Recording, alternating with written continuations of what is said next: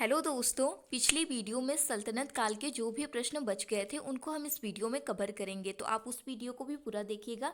Link आपको description box में मिल जाएगा और इसे भी देखिएगा। आप दोनों वीडियो को कंप्लीट देख लीजिएगा, फिर उसके बाद आपको सल्तनत काल के प्रश्नों को पढ़ने की कहीं से ज़रूरत नहीं पड़ेगी। इतना आपके लिए सफिशियंट होगा। आगरा शहर का निर्माण कराने वाले हैं सिकंदर लोदी।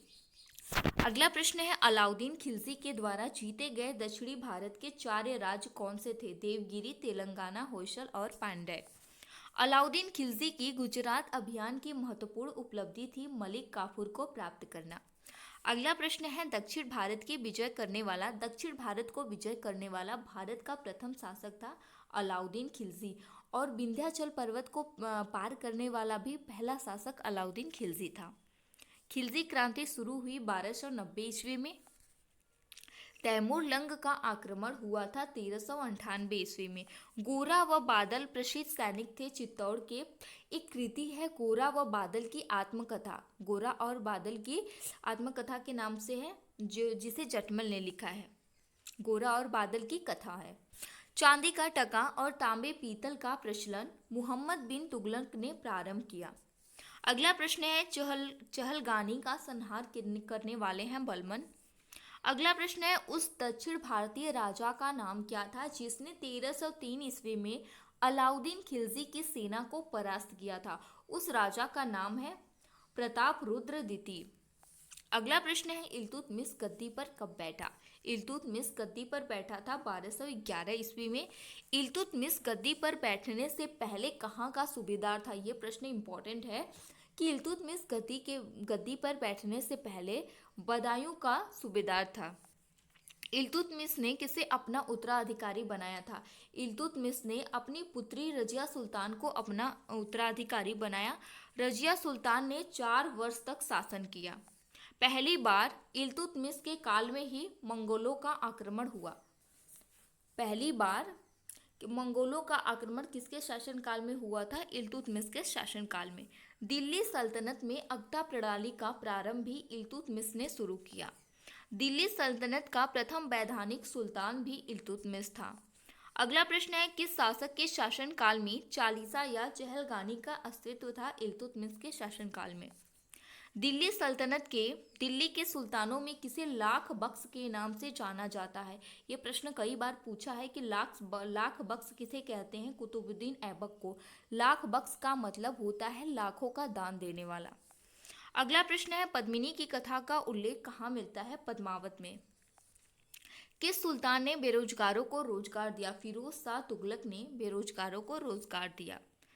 भारत में दासों के व्यापार पर प्रतिबंध लगाने वाला कौन था? फिरोज शाह तुगलक। फिरोज तुगलक ने दासों के व्यापार पर प्रतिबंध लगाया। अगला प्रश्न है, निम्नलिखित में किस सुल्तान ने जिद्दी इल्लाह या ईश्वर का प्रतिबिंब की उपाधि धारण की? बलमन ने जिल्ली उल्लाह और ईश्वर का प्रतिबिंब की उपाधि धारण की थी।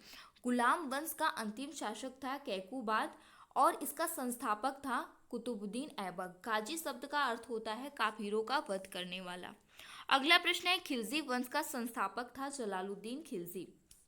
खजायन उल फुतूह में किसने सैनिक अभियानों का विवरण किया? दक्षिण भारत के। अगला प्रश्न है, अलाउद्दीन के आक्रमण के समय देवगिरी का शासक कौन था? उस समय अलाउद्दीन ने जब आक्रमण किया उस समय देवगिरी का शासक था रामचंद्र देव। अगला प्रश्न है, सल्तनत काल में भू राजस्व का सर्वोच्च ग्रामीण अधिकारी कौन होता था? उसे कहते थे मलिक। अगला प्रश्न है, तैमूर लंग ने भारत पर आक्रमण किया था। तैमूर लंग ने 1398 ईस्वी में भारत पर आक्रमण किया। किस सुल्तान के दरबार में सबसे अधिक गुलाम थे? ये प्रश्न आपसे पूछा जा सकता है। बलमन के शासन काल में सबसे अधिक गुलाम थे, उसके दरबार में सबसे अधिक गुलाम थे। किस शासक को भारत के इतिहास में बुद्धिमान पागल शासक कहा जाता है? मुहम्मद बिन तुगलक को। कौन सा शासक अपनी राजधानी दिल्ली से दौलताबाद ले गया? मोहम्मद बिन तुगलक अपनी राजधानी को दिल्ली से दौलताबाद ले गया। पहले उसकी राजधानी दिल्ली थी, बाद में उसने दौलताबाद को अपनी राजधानी बना लिया। सिकंदर लोदी, इसने अपनी राजधानी को दिल्ली से आगरा स्थानांतरित किया। मतलब पहले इसकी राजधानी आगरा थी, फिर इसके बाद पहले राजधानी इसकी दिल्ली थी, बाद में इसने बदलकर आगरा को अपनी राजधानी बना दिया। 1206 से 1290 तक उत्तरी भारत में शासन करने वाले सुल्तानों के लिए सबसे उचित संज्ञा क्या होती है? इल्बरी वंश। अगला प्रश्न है, राजकीय मुकुट का प्रत्येक मोती गरीब किसान की अश्रुपूरित आंखों से गिरी हुई रक्त की घनी भूत बूंद है। यह टिप्पणी किस विद्वान ने गरीब किसानों पर की थी? अमीर खुसरो ने। रक्त और लोह नीति अपनाने वाला शासक था गयाशहीन बलमन। ये जो बलमन था इसी ने रक्त और लोह नीति अपनाई थी। रक्त और लोह नीति का मतलब होता था कि बिना रहम दिखाए संहार करना, खून बहाना। सिजदा और पैबोस, जो पैबोस प्रथा का प्रचलन था वो किसके शासनकाल में था? बलमन के शासनकाल में था। सिजदा प्रथा क्या होता था कि सम्राट के सामने झुककर उनको उनका अभिवादन करना, उनको जैसे नमस्कार करना, अभिवादन करना। और पैबोस प्रथा का मतलब होता था जैसे सम्राट के चरणों पर गिर जाना। सल्तनत कालीन शासकों में सबसे अधिक शासन करने वाला शासक कौन था? पूरे सल्तनत काल में सबसे लंबे समय तक शासन किया फिरोज तुगलक ने। सिक्कों पर खलीफा का नायक किस सुल्तान को माना गया? फिरोज शाह तुगलक को खलीफा का नायक माना गया। अगला प्रश्न है, अनुकूल परिस्थितियां होने पर भी गुलाम वंश के शासक अपने साम्राज्य का विस्तार क्यों नहीं कर पाए? क्योंकि मंगोल आक्रमण का भय उन्हें लगा रहता था, इसी कारण वो अपने साम्राज्य का विस्तार नहीं कर पाए। अगला प्रश्न है, किस शासक को द्वितीय सिकंदर अथवा सिकंदर शाही कहा जाता है? अलाउद्दीन खिलजी को ही द्वितीय सिकंदर की भी संज्ञा दी जाती है। अगला प्रश्न है, सल्तनत कालीन का वह कौन सा सुल्तान है जो पैदाइशी तो हिंदू था और बाद में मुसलमान हो गया? मतलब कि वो पहले हिंदू था लेकिन बाद में उसने मुसलमान धर्म को अपना लिया। उसका नाम था नासिरुद्दीन खुसरवसा। क्या था? नासिरुद्दीन खुसरवसा। नाम भी बड़ा टेढ़ा टेढ़ा है। सल्तनत काल का विवादास्पद शासक कौन था? मोहम्मद बिन तुगलक। यह किसके बारे में कहा जाता है कि उसने दिल्ली के सुल्तानों का काल देखा था? अमीर खुसरो ने दिल्ली के सुल्तानों का काल देखा था, ऐसा कहा जाता है।